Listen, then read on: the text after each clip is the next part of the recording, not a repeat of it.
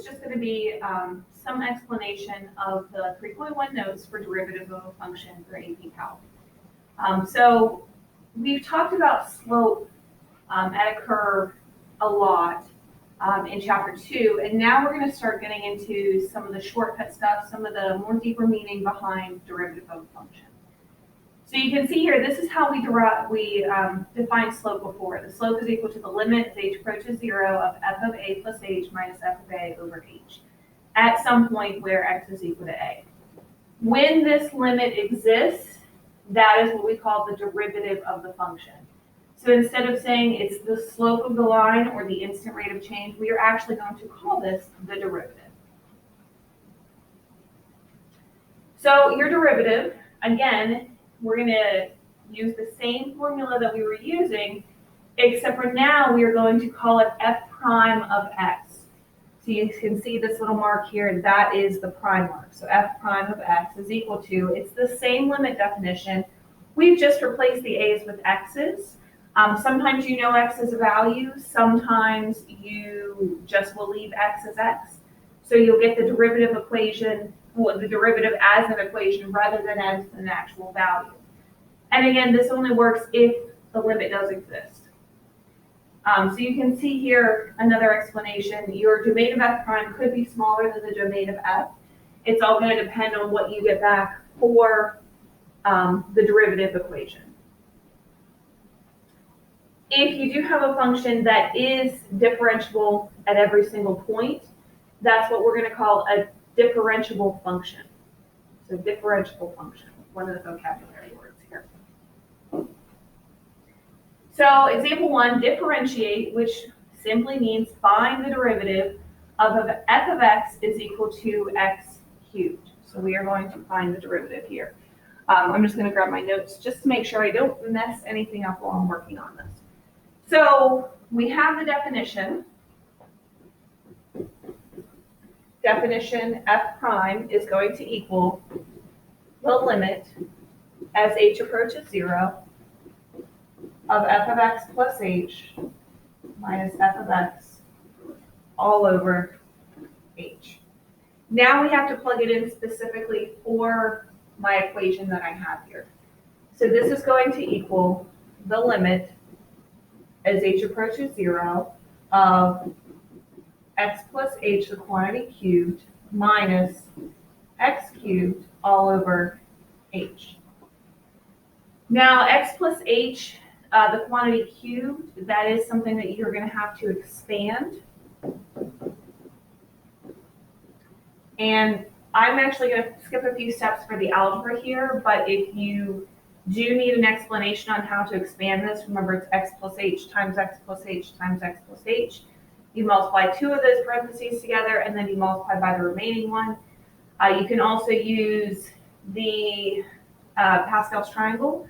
This would be in the, quote, third row. Remember, that's actually the fourth set of numbers. It's the 1, 3, 3, 1 row. So whenever we expand this, we are actually going to get x cubed plus 3x squared h plus 3x h squared plus h cubed, and then I have the minus x cubed, and this is all over h. And now I can go through and cross some things out. So the x cubes are gone. I'm going to take an h away from everything there. And what I'm left with is the limit as h approaches 0 of 3x squared plus 3xh plus h squared. So if I plug in zeros for my h's, the second two terms are going to become 0, and I'm left with 3x squared. Because the derivative of f of x equals x cubed, f prime of x is equal to 3x squared. This is important. This actually goes through the beginnings of the shortcut that we have for taking the derivative of a function. You notice this big 3 here, that was actually the original exponent. So the shortcut is you do bring the exponent down in front, and then notice that my new exponent is one less from what I had before, and that's basically the formula. You bring down the exponent and subtract 1 from the exponent that was there. That does only work for polynomials, though. There are other shortcuts for some of the other functions and things that come up, and we'll talk more about those in section 3.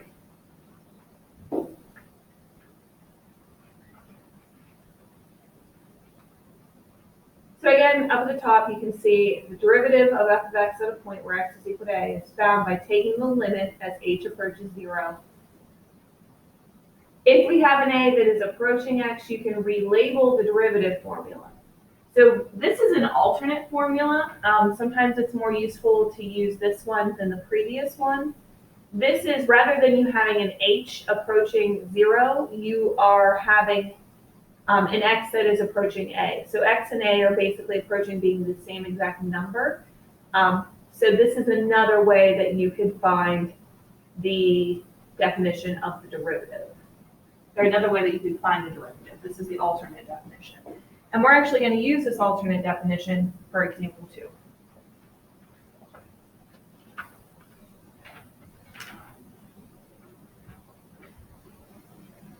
This is an interesting one because it does give us a radical, and the radicals can be notoriously difficult to work with the original definition, and that's why the alternate definition is going to help us out here. So our definition, f prime at a, remember because that's f prime at a, not f prime at x for this one, is the limit as x approaches a of f of x minus f of a all over x minus a. So plugging in our formula, that's going to be the limit as x approaches a. F of x is going to give me the square root of x. F of a is the square root of a, and this is all over x minus a. Now at this point, you might be thinking, well, I don't really know what I'm supposed to do because there's no denominator to rationalize because you just have an x minus a, so it looks like everything is okay. But I can't leave it in this format because if I were to plug in a's for all my x's, I would have 0 over 0. And remember, I told you, if you end up with 0 over 0, that is a clue that there's something else you have to do here. So we're actually going to manipulate this question by manipulating the top of the fraction rather than the bottom of the fraction. So this is almost like reverse rationalization because we're actually going to be putting some radicals back in the denominator, but it works out in our favor, and you'll see why.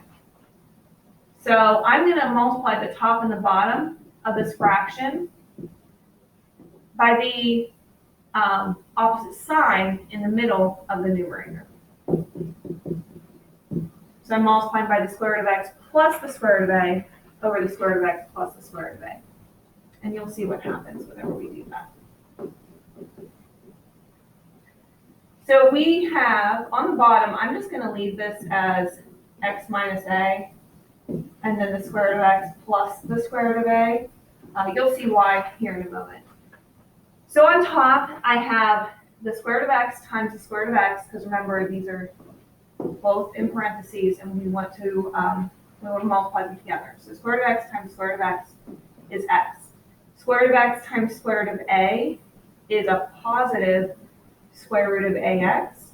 Negative square root of a times square root of x is negative square root of ax. And yes, those are going to add out.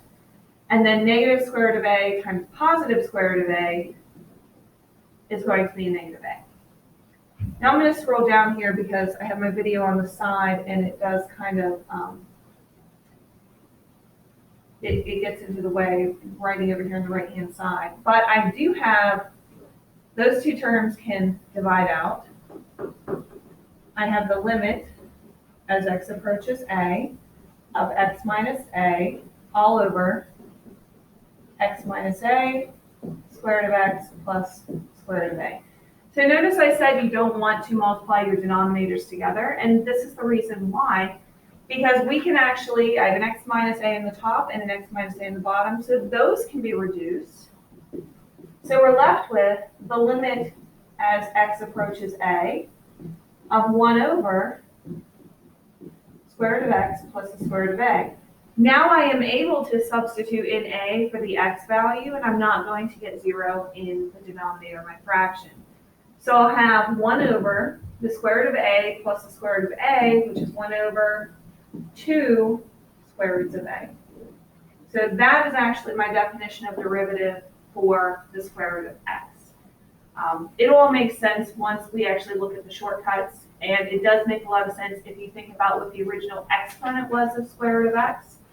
The fact that the square root of x can be written as x to the 1/2 power, that does kind of play into why your square root or your derivative definition is what I have here. So this goes over some notations, and I will scroll so that you can see this bottom part that's covered by my video. There's lots of different ways you can notate the derivative. We have y prime, which is sometimes f prime of x, although even f prime of x, that gives us a little bit more notation than just y prime. Y prime is not always useful because it does not tell us what the independent variable is. That means it does not tell us what variable in the equation we are taking the derivative of. That's going to matter a lot more later on because we will be getting into some problems where we have multiple variables within an equation, but only one of them is the one that is going to matter. So just y prime, it's short, but it's not always going to be the most useful.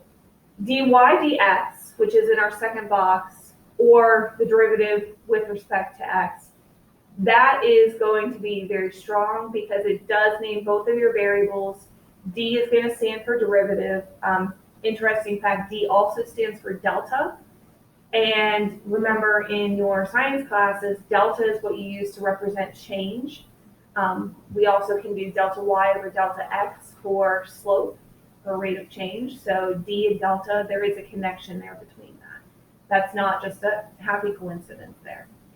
Df dx, so that's going to be similar to your dy dx, except for you have an f that is a function. And then lastly, we have here d dx of f of x. So that is going to be the derivative of f at x. So it does emphasize the fact that derivative is an operation. Derivative is like a square root or cubing something. It means nothing on its own. You have to have something to take the derivative of. Like sine and cosine. Sine and cosine on their own have no value. You have to take the sine of something. You have to take the cosine of something. So this ddx method here, that does indicate that you do need to have some type of function to take the derivative of. So I'm going to stop this video here. I'm going to pick up in another part to continue on with some of the other examples. Please go back through and watch anything that you aren't sure of. Remember, the book does have great videos that go along with this. I just wanted to go through some things with my own explanations. Maybe it'll help clear up some questions that you have. So contact me if anything doesn't make sense, and I'll be right back for the second video.